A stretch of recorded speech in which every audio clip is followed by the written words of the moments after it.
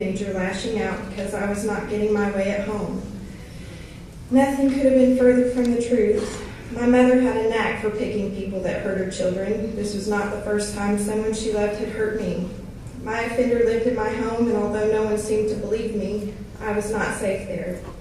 My first foster home placement was one of the scariest moments of my life. If I had lied about anything, I would have immediately recanted in that moment and ran back home to the safety of what I knew. This foster home was vastly different from my house. It was very large and upscale compared to what I had known.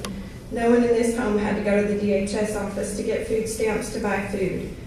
There were nice things all around the home. I was given a room that made my room at home feel incredibly small. The foster parents were well-known members of my small community and had 4 children of their own. One of those children still lived in the home and was in his senior year of high school. I moved in and unpacked my large black lawn and garden bag, which seemed to be my standard luggage throughout my entire foster care experience. I tried to maintain normalcy at school, but because my community was so small, everyone knew something had changed. I desperately wanted to stay involved in my extracurricular activities. I found my way to all of those activities when I lived at home. I either walked or caught a ride with a friend. I was not trusted to do anything alone from the moment I entered the foster home. There was no more walking to my activities or walking home from school. The foster mother was there to pick me up when the bell rang to release us. The independence that I maintained at home no longer existed in the foster home. My foster mother was visibly unhappy about how busy I seemed to be. She always seemed forced to take me places. Some of these appointments were scheduled by DCFS, doctor's appointments, dental appointments, appointments to discuss birth control, because naturally I was assumed to be at high risk of being sexually active at 13. I had scheduled visits with my mother and brother, counseling appointments, and meetings with my caseworker.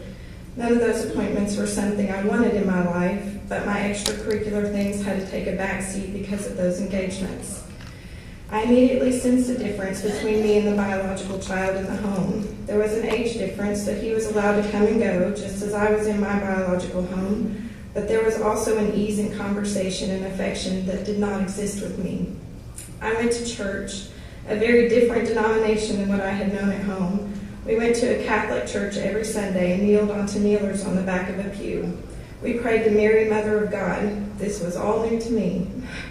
I didn't really want to go to that church, but I never was made aware that I had the option to go to the Methodist church. I most certainly could not stay home. That was definitely not an option. The foster father spent a lot of time helping me with my schoolwork, and it may have just been in my head, but I felt glares between him and the foster mother when he would show me any affection.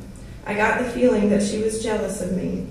That placement lasted 3 months. I came home from school one day to my things back in a lawn and garden bag, being packed into the back of my new caseworker's. My church home changed.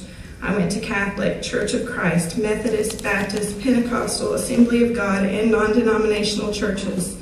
I learned about them all. Every new home became an extended effort to try to earn trust and be treated equally to the other children in the home.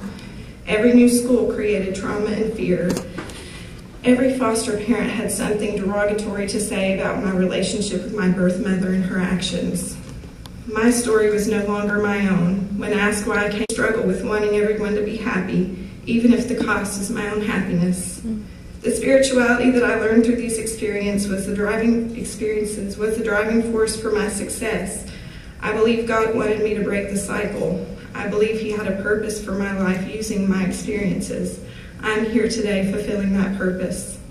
I have a master's degree. I completed the independent living program through foster care and have been successful in my career. I was blessed with a foster home I still call home when I was 17 years old. I begged them to become foster parents and take me into their home. Thankfully, they said yes. Permanency, even that late in my teenage life, felt incredible.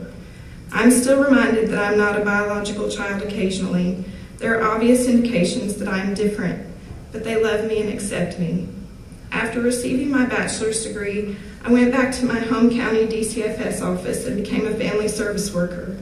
I was blessed with the gift of understanding just how difficult the job really is. I now attempt to share both perspectives with caseworkers in training at Mid-South Training Academy. I want to try to give them a realistic job preview. I'm here today to do the same for all of you. We talk a lot about recruitment and numbers in this field of work. From my perspective, quality vastly outweighs quantity. Any person considering being a foster parent